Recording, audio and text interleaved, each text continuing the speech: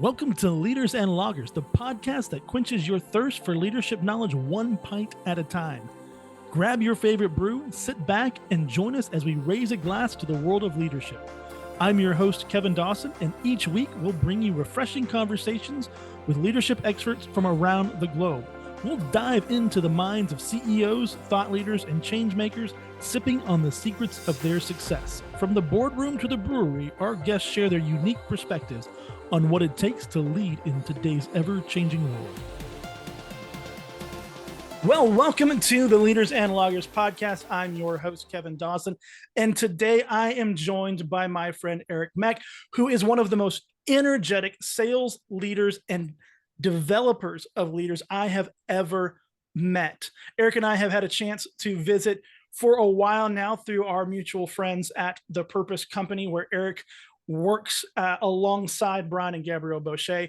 But today he is joining me not to just share his purpose, but to share his passion behind his purpose and why he has been so successful at doing what he does now. Eric, welcome to Leaders and Loggers. Thanks, Kevin. It's a joy to be here. Super excited to get to know a little bit, just talking to you and just really share my story and super excited to share my expertise and the things that I've learned over the course of my years and my experience. Absolutely. Well, as we jump into our conversation, as we always do, we always bring a new beer. Today, just because you were my friend, and I know you're not a beer guy, but you're a seltzer guy, I have the very first hard seltzer on the Leaders and Loggers podcast. It is a Pina Colada hard seltzer slushy from 903 Brewers here in Texas. Ooh, sounds good to me. And as hot as it is today, Pina Colada sounds perfect. All right. That is definitely worth getting more. Oh my. Oh, that's great. That's great.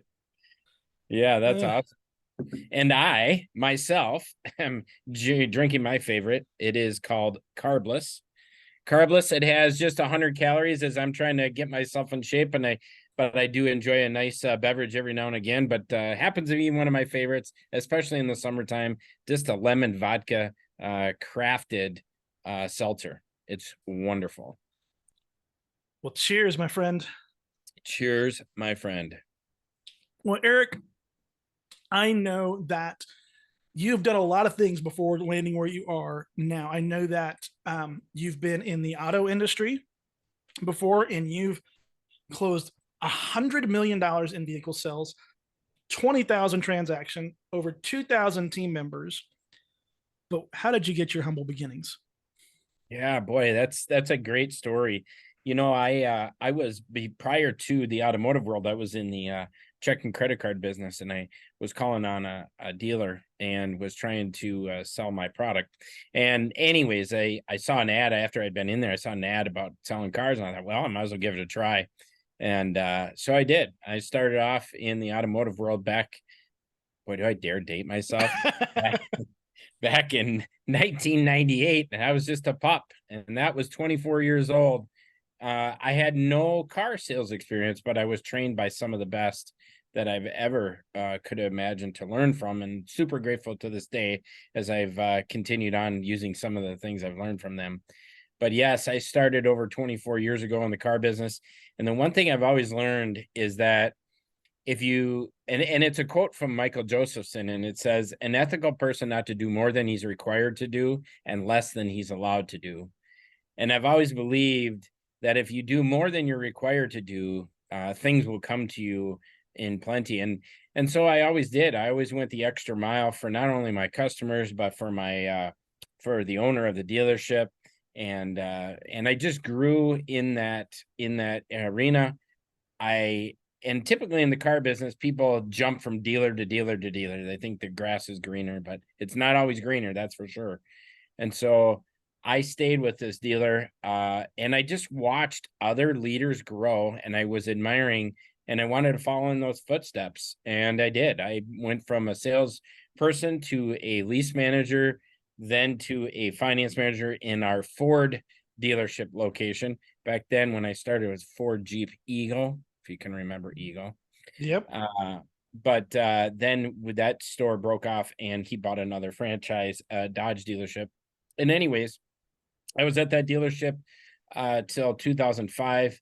Was a walk around champion on vehicles and demonstrating vehicles. I was also grew to be a sales trainer, a backup finance manager, and helping on closing car deals.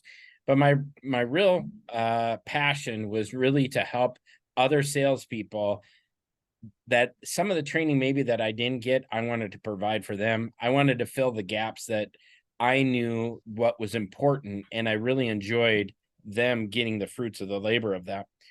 And so I grew in that dealership. And then in 2005, I was moved over to our Chrysler Jeep Dodge Ram store. And in 2005, I went over there and I started training salespeople. Didn't have like-minded people there. There were people that were there before me, but I'm bringing in our policies, our procedures. And it was great. But then in 2007, it was a struggle. And I went back to my owner and I said, I just don't think that store is going to be good for me. I'll come back, whatever. But anyways, then he decided to bring another gentleman over who had the same ideas, policies, procedures. So we worked well together. We were kind of the good cop, bad cop. I was the good cop. He was the bad cop, and you got to have one in every store.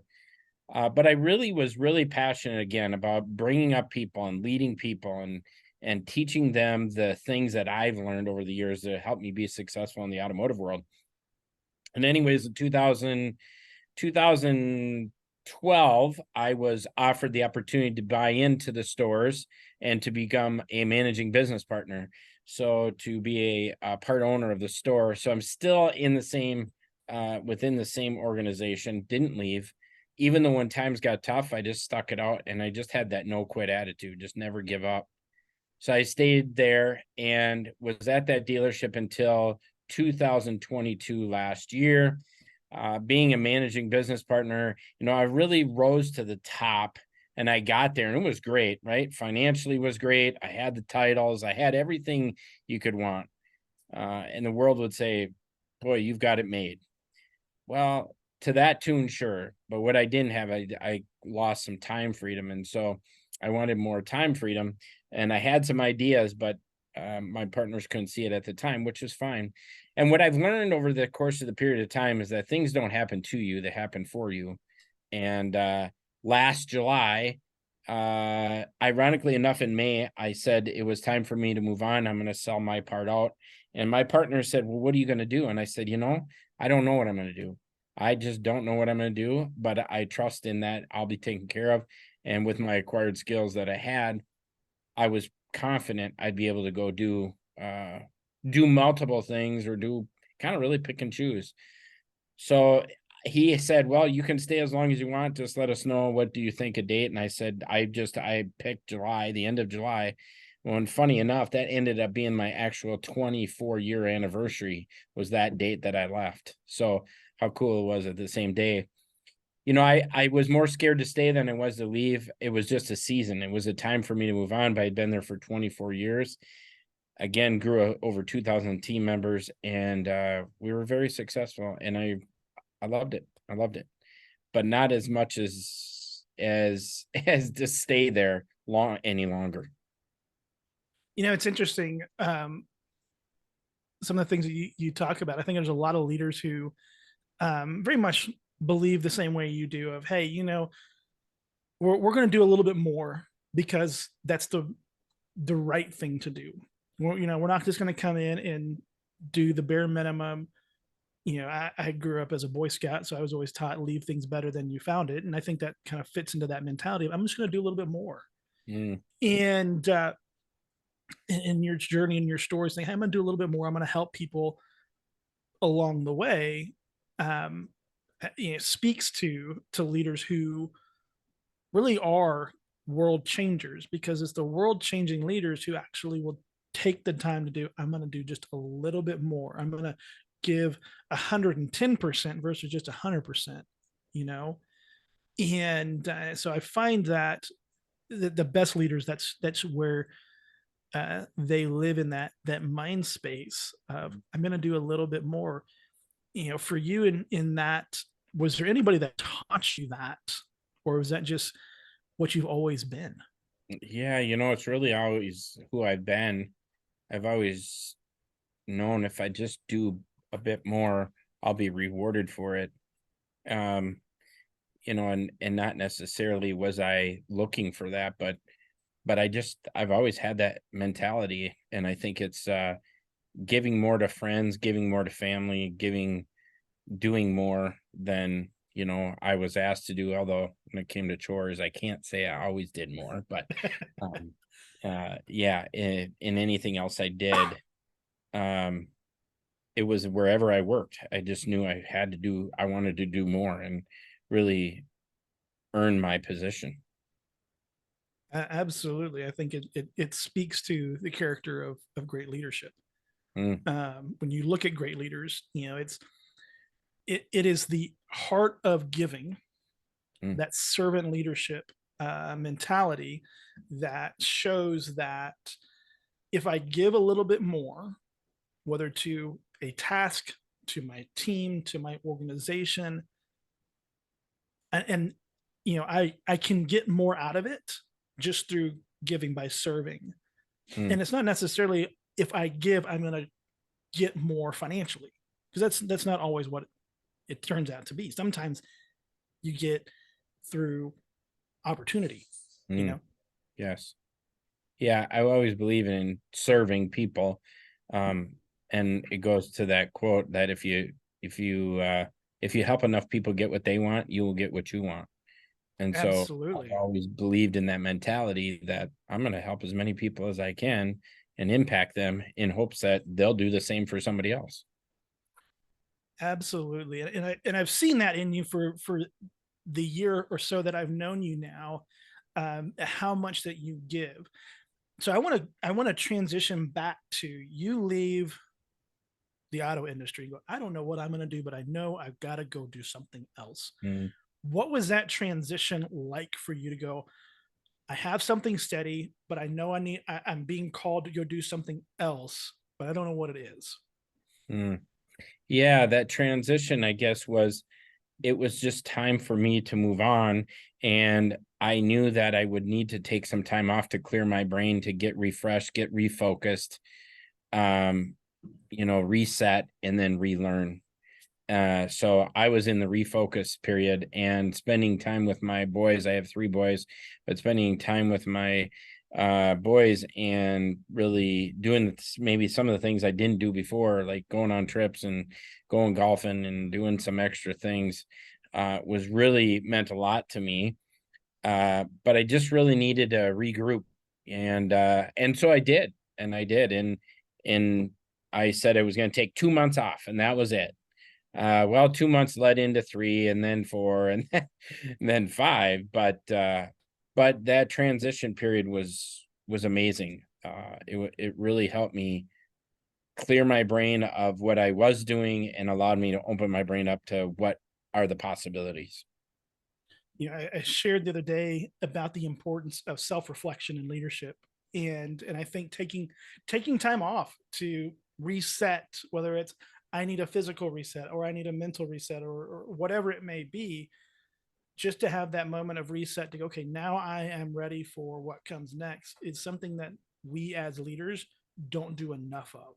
Mm, I agree 100%.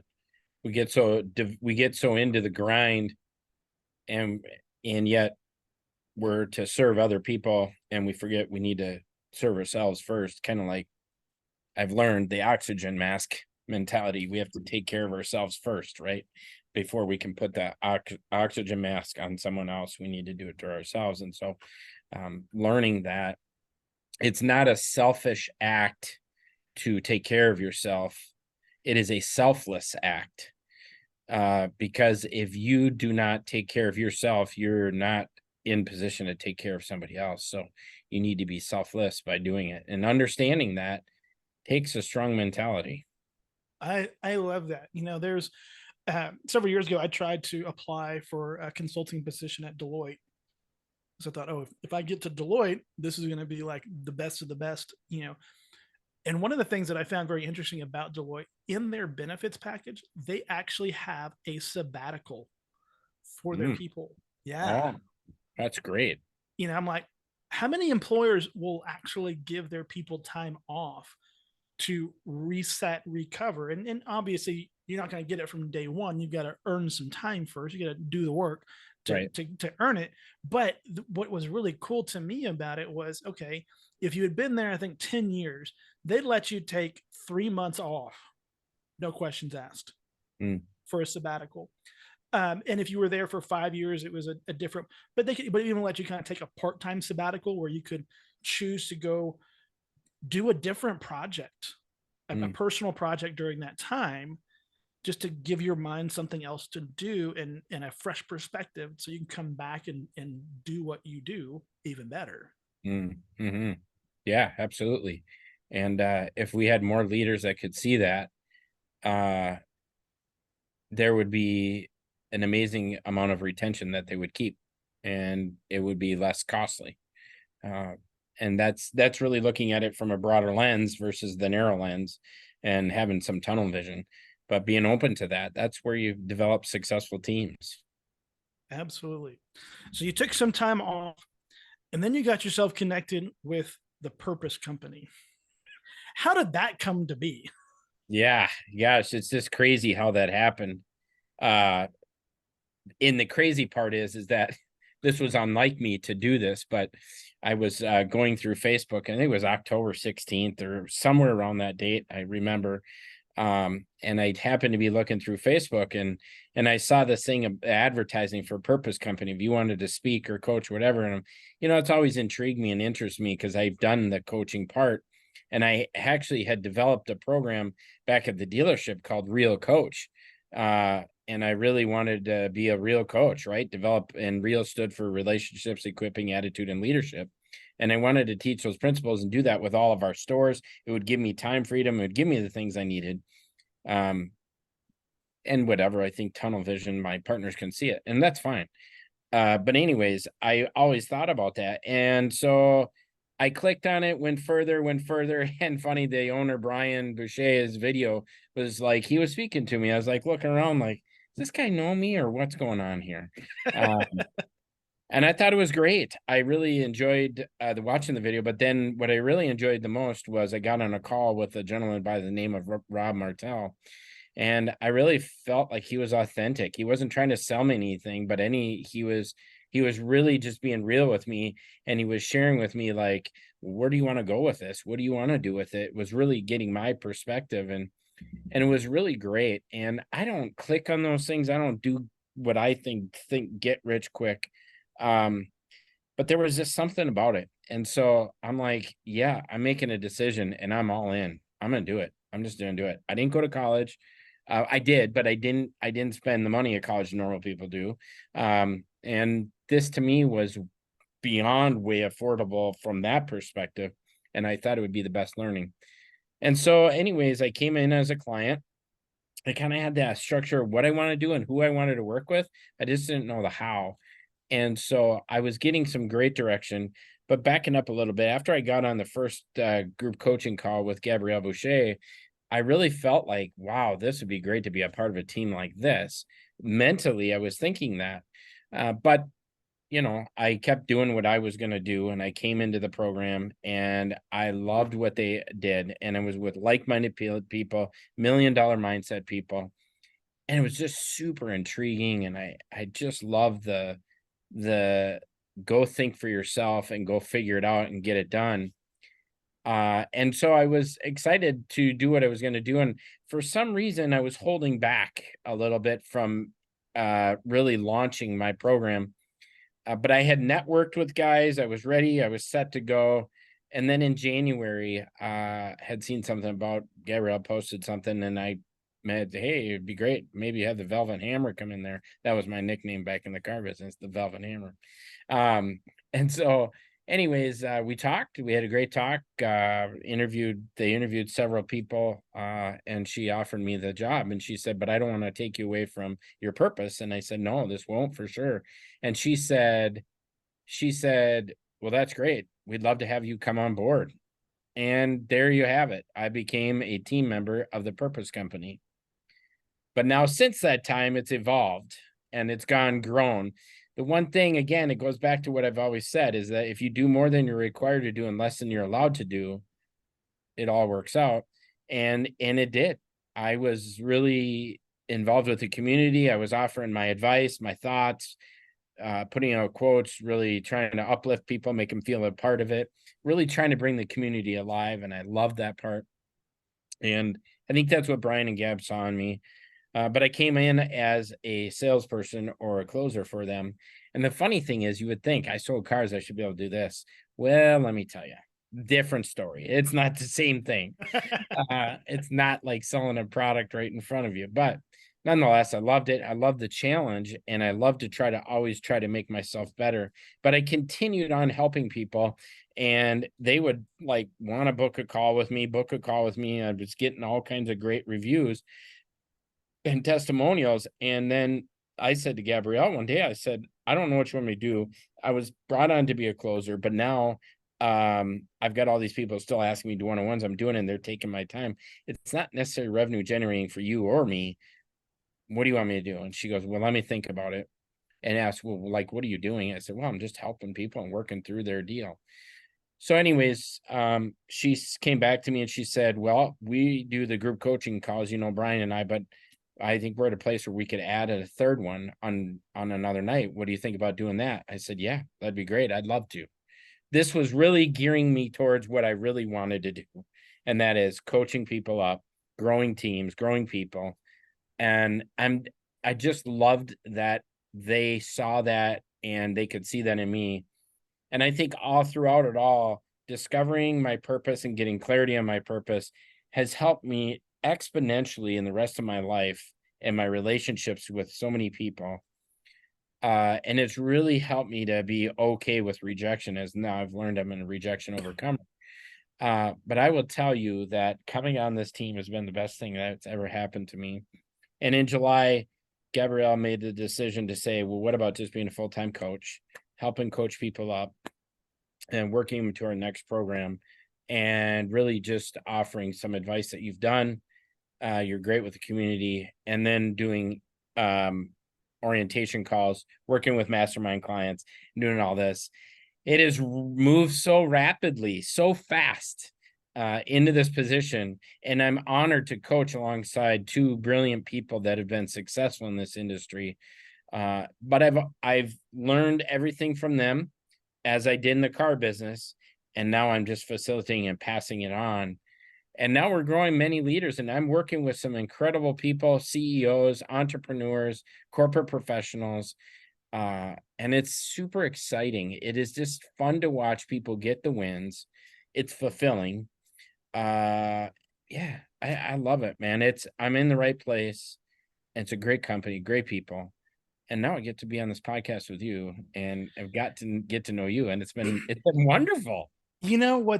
I remember watching you come into the Purpose Mastery community online, because I remember when I went through the program, we didn't have an online community. I kept asking, hey, who are the other people in the program? I'd love to network and want to talk through, like, what are those shared experiences? And then it came to be. And then I remember seeing you come into them, like, who is this guy who is just constantly posting, like, and to watch that transformation to where you are today. Funny fact, Velvet Hammer is a beer brewed by Petticolas Brewing Company, which is headquartered in Dallas, Texas, where the Purpose Company is also headquartered. Wow, imagine that. That's funny. That's great. Wow. So the next time we get together, we'll have to have a Velvet Hammer. Mm-hmm. Velvet Hammer with a Velvet Hammer. There you go. And I'm sure I'll be coming down there more often now that they're getting an office, closing on an office space next month. It sounds like potentially once a month I'll be coming down. So I'm looking forward to that. Getting out of the Minnesota cold. Yeah. Well, I mean, it's 99 degrees today here. So yeah. I mean, coming home from the Midwest where I've been recently, like where it was 68 degrees and cool, and I'm like, oh, I gotta go back to 99 degrees. I'm not looking forward to this. This sucks. Yeah, right. Yeah. No, and I remember being down there, it was 115, 116, and it felt like the oven was opened up on you. But Oh well, that's text. I always tell people, I said, if you're not from here and you need to prepare, just turn your oven on, open the door, stick your head in there. That's what it feels like. Or if nothing else, turn your hair dryer on, blow it in your face. Maybe drop some sand in front of it. You'll get the feel of being in Texas. that's awesome. That's for sure. That's for real. Yeah, no, and so now my vision going forward is I have this vision of being the head coach for all the coaches that come on to our team. I believe it. I believe it will be, and helping grow more people, and really helping Brian and Gabrielle fulfill their dream of getting purpose into every home, getting purpose into every business, getting purpose into the lives that everyone needs to have clarity on that. I'm super excited to be a part of this movement and continue on and being a part of their team. It's I know Brian and Gab's take on purpose. I want to know what your take on purpose is and why purpose is more important for leaders versus those who try to push passion.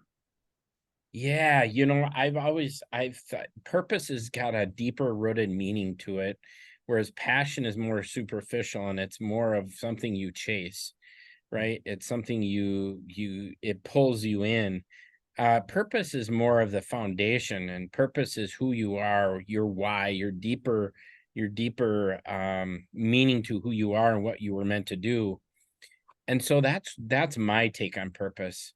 And when I've thought about their meaning of it, saying that it's the best of what you have to offer others, and I've thought about that in anything that we do, everything has a purpose, right? Everything has a purpose. And we say that flippantly, maybe, but it's true. This computer has a purpose. It has the best of what it has to help others, and it's doing its job.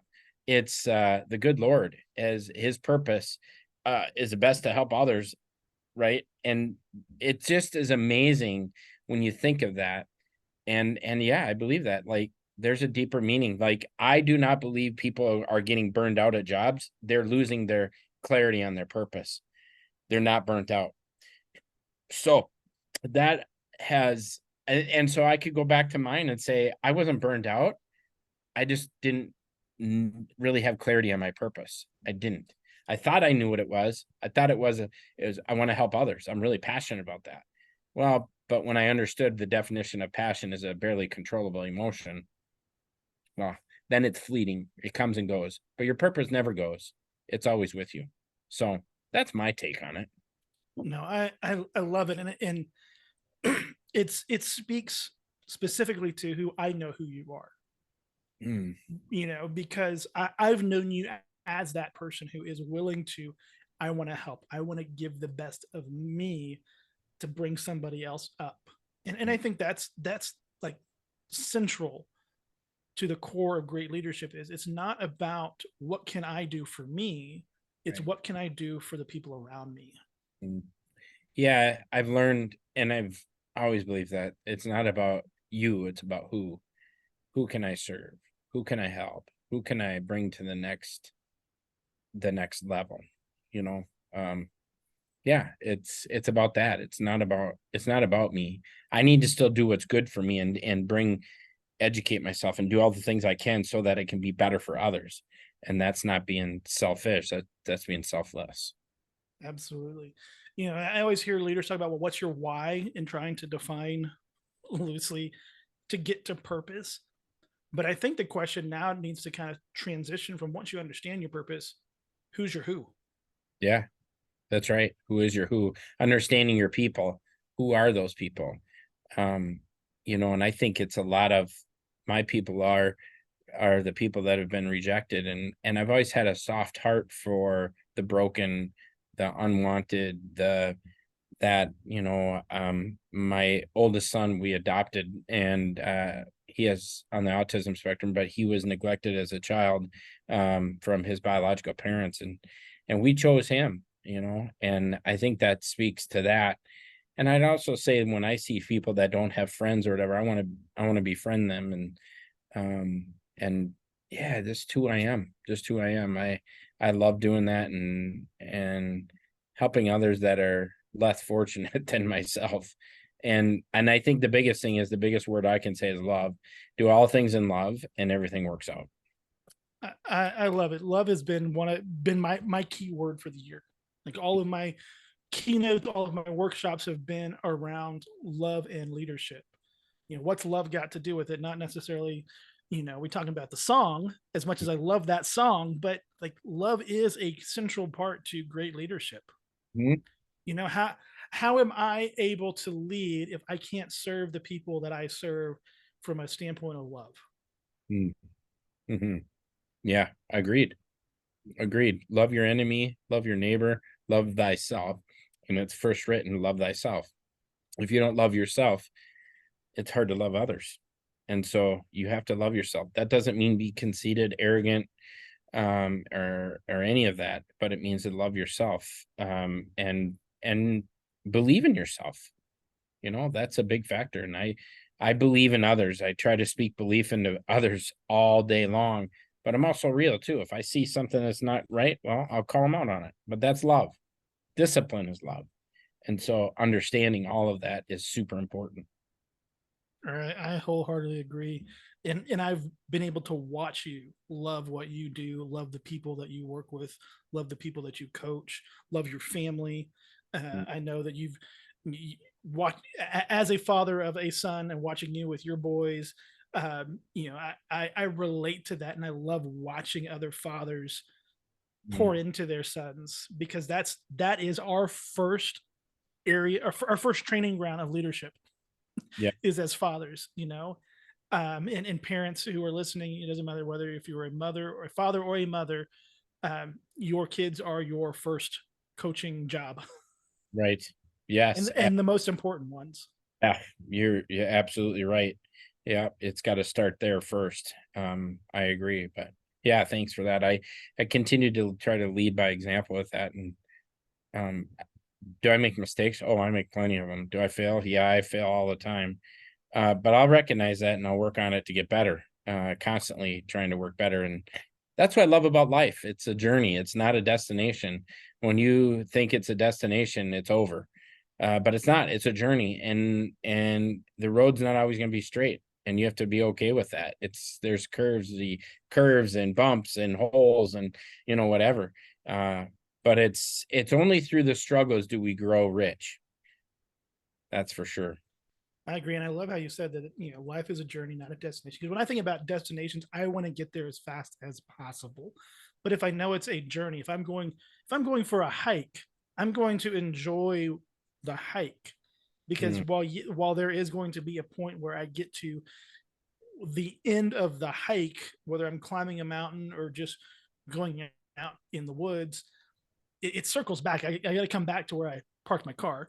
Um, so, like, am I going for the hike to get to the high point to see the view, or am I going to take the time to actually enjoy everything around me as I get there and as I come back down?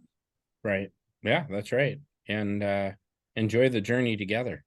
That was our part of our vision statement at the dealership, and I love that. I love that, and I also love the other one of developing enthusiastic advocates for your business. When you do that, everything changes, and then people see that and they're like, "Man, there's something different. I don't know what it is, but it's something different." It's same with the purpose company. There's something different about this. People don't always know what it is, but there's something different. I wholeheartedly agree. I mean, when Brian and Gab text me and say, "Hey, can you come do like I don't care what it is," the answer is yes, Right. because I know what's happening is world changing, and I want to be a part of that just as much as I know you want to be a part of that because you see what's happening in the lives of the hundreds of people that Purpose Company touches, and Yes. and it's those hundreds of people who turn around and impact more hundreds of people, and you've got this you know huge movement of people who are living in their purpose of impacting others, Yes. and you watch it happen and go, I'm a part of that. Mm. Yeah, that's what's so honoring to be a part of that. And I I'm so excited to share it with so many other people. I'm thankful and honored to speak in an event this Saturday, a men's masculinity event where we're going to share about faith, fatherhood, fitness, finances, outdoorsman, and man on purpose. And I get the honor of speaking on purpose and just really sharing with them. Like, I'm super passionate about helping others discover that. And when people are like, "No, I don't need it," well, man, it just drives me crazy because you do need it. You got to get clarity on it. If you don't understand it, you'll never live it to its fullest potential. And so you have to understand it. And yeah, I'm all about the Purpose Company. I'm all about what they do, who they are, and what they stand for. And it's great to be a part of it. No question. I love it. Well, Eric, my friend, it's time for last call. And so for our listeners this week, what is something that they can be doing to be a better leader? Yeah, and I'll tell you I use this in the automotive world. I use it in my coaching business now. You can use it at home with your kids. And I call it the 3 than me principle. And the 3 than me principle is my managers come to me with some menial questions. It would take up my time and I wasn't doing the things I should have been doing. And I would then I developed this principle and I said, I want you to try to go figure this out 3 times, then come to me. They knew I was there for them, but it forced them to try to work through a breakthrough, to try to get an answer, to get it all figured out. If in fact they couldn't get it figured out, I'd have them come to me and we'd work on it. We'd do it together. If in fact they did figure it out, I'd still have them come back to me, but I'd say, what was the problem and how did you solve it? Therefore, they were able to use that again because it would inevitably come up again. And so a little insight to where you can use this in the home, and it works well with your kids.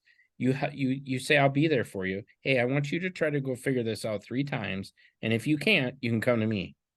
But if you do figure it out, I still want you to come to me. Tell me what happened, what was the problem, and how did you solve it? And lastly, I'm just going to say this. I'm going to throw us dudes out on the street. And here's how it goes. We're looking for something and we ask our spouse or our significant other, where is this? Do you know where this is at? And you say that she says, well, just look, would you open your eyes? And then you try to do it and you're like, well, I looked. You looked 1 time. But now I tell these wives to say, do the 3 than me. You try to figure out 3 times, then come to me. And it's funny. I've done that in my own, like, nope, I'm going to try to figure it out 3 times. Then I'm going to go to her. But it's a great principle. It can work in all aspects of your life. And it's spectacular. It's a great teaching lesson in all areas. So yes, that's what I'd leave you with. To be a great leader, do the 3 than me principle. I love it. And yes, us guys, we we're not the best lookers, when it comes to things like that. I can just imagine the women listening to this, just their eyes rolling in the back of their heads as you said that. I'm sure it happens, but they're tell them that I give them that tool and then they go use it. And I said, well, don't introduce me to your husband or your boyfriend, please. I don't want to be there for me right away. Well, Eric, how can our listeners connect with you and learn more about what you got going on? Yeah, I'd love for them to connect with me. You know what? They can email me at Eric at purposecompany.co. They can email me there, or they can even call my cell phone at area code 507-302-9347. And I'd love to just sit and chat and hear your story, because I always believe that a story untold is a life unchanged. If we don't share our story, nothing happens. Mic drop or pin drop, I guess, at that point, but yes. Eric, my brother, thank you so much. I loved getting to hear your story. You getting to share so much knowledge. I love watching what you're doing with the Purpose Company. I every time I see you share in the community, I get excited to see what's going on and how you are impacting lives. And I know from having known Brian and Gab for the number of years now that I have, that you are changing as many people as they are. And so it is an honor to call you a friend and a brother. And thank you so much for joining me for a pint conversation today. Absolutely, my friend. Thank you for having me. It's been an honor. Love it. Well, thank you so much for listening to Leaders and Loggers. If you loved what we talked about today, share it with a leader who you think needs to hear it. If you haven't subscribed, hit that subscribe button. We're on all the major streaming sites and on YouTube. And join us again next week for another Pint and Conversation.